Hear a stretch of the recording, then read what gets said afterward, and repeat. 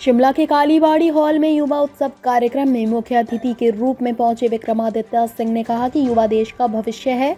उनके रोजगार व स्वरोजगार के लिए विभाग काम कर रहा है। उन्होंने कहा कि 1 साल के कार्यकाल में आपदा का कठिन समय भी आया, बावजूद इसके प्रदेश को आगे ले जाने का काम सरकार ने किया है। पिछली सरकार की कारगुजारियां और 80,000 करोड़ के कर्ज का बोझ मिलने के बावजूद मुख्यमंत्री ने 4,500 करोड़ का आर्थिक पैकेज दिया है।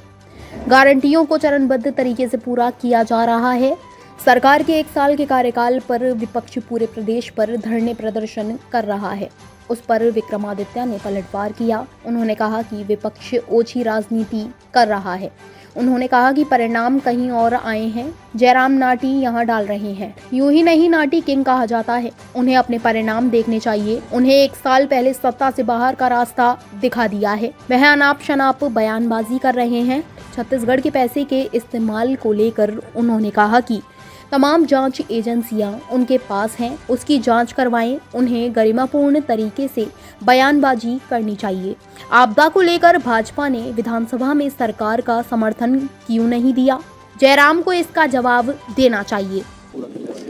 प्रदेश में कांग्रेस पार्टी की सरकार को बने 1 साल पूरा हो गया है लगभग, और मैं समझता हूं कि बहुत कठिन समय में हमने सरकार को जो है उसका जिम्मेवारी प्रदेश के अंदर निभाई है। क्योंकि जब से कांग्रेस पार्टी की सरकार बनी है, जो पिछले सरकार की कारगुजारियां हैं, उसकी वजह से जो करीबन 80,000 करोड़ रुपए का ऋण प्रदेश सरकार पर है, उसके बावजूद हमने मिलकर हिमाचल प्रदेश को आगे ले जाने में पूरा प्रयास किया है। चाहे रोजगार, स्वरोजगार के साधनों की बात है, प्रदेश में कर्मचारियों के लिए ओपीएस को लागू करने की बात है, या और भी जो बातें हमने कही है उनको चरणबद्ध तरीके से प्रदेश के अंदर इम्प्लीमेंट किया जा रहा है। और आने वाले समय में भी जो कुछ कमियां देखने को मिली है, खास करके आपदा से संबंधित बहुत नुकसान प्रदेश को हुआ, हर विभाग को नुकसान हुआ, सड़कों का नुकसान हुआ, बहुत से सरकारी भवनों का नुकसान हुआ, निजी नुकसान हुआ।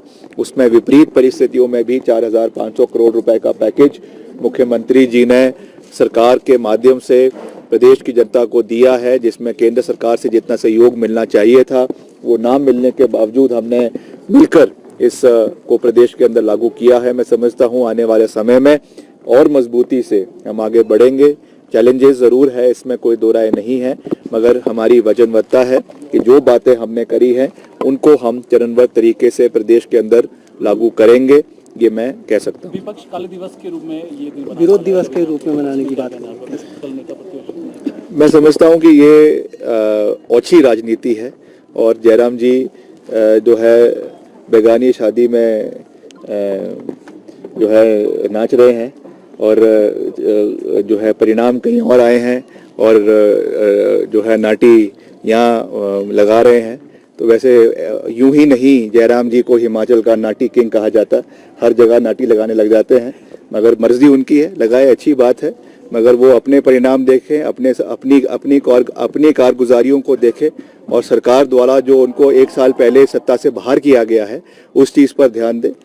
अगर मुद्दों के ऊपर विरोध करेंगे हमें कोई दिक्कत नहीं है, मगर बेवजह अनशंट बयानबाजी करना। पिछले कल मैं उनका छत्तीसगढ़ का बयान पढ़ रहा था कि छत्तीसगढ़ के जो है पैसे से यहाँ पे सरकार बनी है, इस तरीके की तथ्यहीन बातें करना मैं समझता हूँ उनको बिल्कुल भी शोभा नहीं देता। और अगर है ऐसा कुछ तो उनके पास सारी इन्वेस्टिगेटिंग एजेंसीज है केंद्र सरकार के पास, ईडी उनके पास है, सीबीआई उनके पास है, पता कर ले कि ऐसा कुछ हुआ है या नहीं हुआ है। मैं समझता हूँ कि ये इस तरीके की बात करना उनको शोभा नहीं देता है, और गरिमा पूर्वक रहकर जो है वो उनको बयानबाजी करनी चाहिए। प्रदेश हित में कार्य सरकार कर रही है, उसमें उनको सहयोग करना चाहिए। उनको ये जवाब देना चाहिए कि हिमाचल में जब आपदा आई और विधानसभा में जब हम जो है सर्वसम्मति से हमने सर्वदलीय बैठक करके ये निवेदन किया कि आप जो है आपदा के लिए सब लोग इसमें समर्थन दे, तो भाजपा के लोगों ने उसमें समर्थन क्यों नहीं दिया, इसका जवाब जो है वो जयराम जी को, प्रदेश की जनता को देना चाहिए। सर, ये भी आरोप लगा किया जा रहा है कार्यक्रम पर, यहाँ पे कितना महत्वपूर्ण मानते हैं अपनी संस्कृति के प्रचार प्रसार के लिए कार्यक्रम? बहुत महत्वपूर्ण है। प्रदेश में युवा ही प्रदेश और देश का भविष्य है, और हर क्षेत्र में और हर फील्ड में युवा आगे बढ़ रहे हैं। उसके साथ साथ हमारी संस्कृति हमारी रीति रिवाज, हमारी सभ्यता, उसको जानना, उसको पहचानना और उसको अलग अलग कार्यक्रमों के माध्यम से उसका जो है सुलोचन करना, ये भी हमारा प्रथम दायित्व बनता है। उसी कड़ी में हिमाचल प्रदेश सरकार द्वारा युवा खेल सेवाएं विभाग द्वारा जो ये कार्यक्रम जिला स्तर का शिमला जिला के ऐतिहासिक कालीबाड़ी जो हमारा यहाँ पे ऑडिटोरियम है उसमें करवाया जा रहा है। उसमें सभी युवा हमारे जिला शिमला के अलग अलग क्षेत्रों से, अलग अलग ब्लॉक से यहाँ पर आए हैं। उनका मैं स्वागत भी करता हूँ और पूरा प्रोत्साहन उनका सरकार द्वारा, हमारे विभाग द्वारा करवाया जाएगा। और युवाओं को आगे बढ़ाना ये हमारा प्रथम दायित्व है। रोजगार के और स्वरोजगार के नए साधन उनको जो है दिलवाना, ये भी हमारी प्राथमिकता है। इसके ऊपर सरकार और मुख्यमंत्री जी पूरी मजबूती से कार्य कर रहे हैं।